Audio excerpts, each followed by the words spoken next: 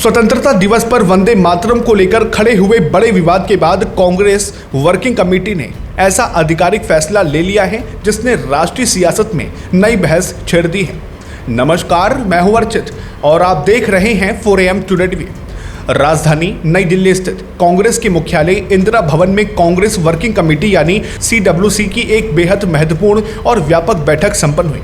इस उच्च स्तरीय बैठक में कांग्रेस संसदीय दल की अध्यक्ष सोनिया गांधी, लोकसभा में नेता प्रतिपक्ष राहुल गांधी, पार्टी महासचिव प्रियंका गांधी वाड्रा और कांग्रेस अध्यक्ष मल्लिकार्जुन खड़गे समेत पार्टी के 88 दिग्गज नेता शामिल हुए। इस बैठक में देश के मौजूदा राजनीतिक, सामाजिक और आर्थिक हालात पर घंटों गहरा मंथन हुआ। बैठक के बाद आयोजित राष्ट्रीय प्रेस कॉन्फ्रेंस में पार्टी के संगठन महासचिव KC वेणुगोपाल और वरिष्ठ नेता जयराम रमेश ने बैठक में लिए गए बड़े नीतिगत और रणनीतिक फैसलों की औपचारिक जानकारी देश के सामने रखी। बैठक का सबसे बड़ा और चर्चित फैसला राष्ट्रगीत वंदे मातरम के गायन को लेकर सामने आया। हाल ही में 15 अगस्त यानी स्वतंत्रता दिवस के मौके पर कांग्रेस मुख्यालय में आयोजित कार्यक्रम के दौरान वंदे मातरम के समय नेताओं के इशारों को लेकर भारतीय जनता पार्टी ने तीखा हमला बोला था और बड़ा राजनीतिक विवाद खड़ा हो गया था। भाजपा के इन आरोपों का सीधा और दो टूक जवाब देते हुए कांग्रेस महासचिव KC वेणुगोपाल ने पार्टी का आधिकारिक रुख साफ कर दिया। उन्होंने दो टूक शब्दों में ऐलान किया कि कांग्रेस पार्टी साल 1937 में हुए कांग्रेस वर्किंग कमेटी की बैठक में लिए गए ऐतिहासिक फैसले का पूरी निष्ठा से पालन करेगी। इसके तहत पार्टी के सभी आधिकारिक कार्यक्रमों और मंचों पर वंदे मातरम के केवल शुरुआती 2 अंतरे यानी 2 पैराग्राफ ही गाए जाएंगे। KC वेणुगोपाल ने राष्ट्रगीत और राष्ट्रगान पर पार्टी का दृष्टिकोण स्पष्ट करते हुए सत्ताधारी दल पर तीखा हमला बोला।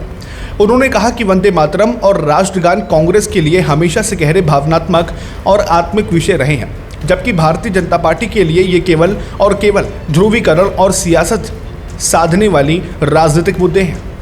उन्होंने स्पष्ट किया कि कांग्रेस अपने ऐतिहासिक फैसलों और स्वतंत्रता संग्राम के बुनियादी मूल्यों पर अडिग है और भाजपा के राजनीतिक नैरेटिव के दबाव में अपनी परंपराओं से पीछे नहीं हटेगी। इसके साथ ही CWC की बैठक में केंद्र सरकार के खिलाफ जमीनी स्तर पर एक बड़ा जन आंदोलन छेड़ने का एक विस्तृत ब्लूप्रिंट भी तैयार किया गया है। वेणुगोपाल ने जानकारी दी कि संसद का हालिया मानसून सत्र विपक्ष के लिए बेहद सफल रहा और एकजुट विपक्ष ने कई अहम मुद्दों पर मोदी सरकार को पूरी तरह बैकफुट पर ला खड़ा किया। अब इसी दबाव को देश के कोने कोने तक ले जाने के लिए पार्टी ने राष्ट्रव्यापी अभियान की पूरी रूपरेखा बनाई है। पार्टी का पहला और सबसे प्रमुख फोकस युवाओं और छात्रों से जुड़े गंभीर मुद्दों पर रहेगा।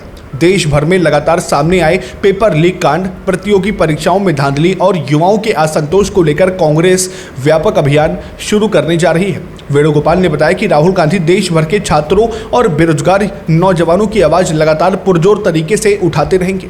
इसके तहत देश भर के 800 प्रमुख शहरों में विशाल जनसभाएं और युवा संवाद आयोजित किए जाएंगे। कांग्रेस अध्यक्ष मल्लिकार्जुन खड़गे ने पार्टी शासित राज्यों के मुख्यमंत्रियों को निर्देश दिया कि वह शिक्षाविदों और विशेषज्ञों के साथ बैठकर परीक्षा प्रणाली में व्यापक सुधार का एक मजबूत और पारदर्शी रोड मैप तैयार करें।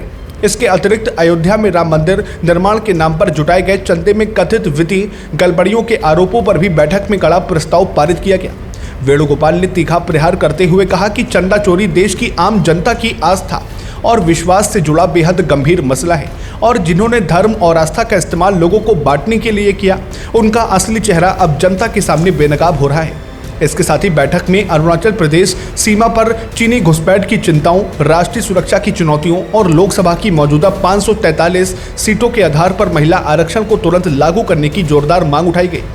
वहीं प्रेस वार्ता में जयराम रमेश ने उत्तराखंड में मल्लिकार्जुन खड़गे के कार्यक्रम के बाद हुए तथाकथित शुद्धिकरण के अपमानजनक मामले पर प्रधानमंत्री से देश से माफी मांगने की बात कही है। फिलहाल आपका इस खबर को लेकर क्या कुछ कहना है, कमेंट बॉक्स में अपनी राय जरूर साझा करें। लाइक करें, शेयर करें और सब्सक्राइब करें 4AM टुडे टीवी को। फिर मिलते हैं एक और नए अपडेट के साथ। तब तक के लिए नमस्कार, जय हिंद, जय भारत।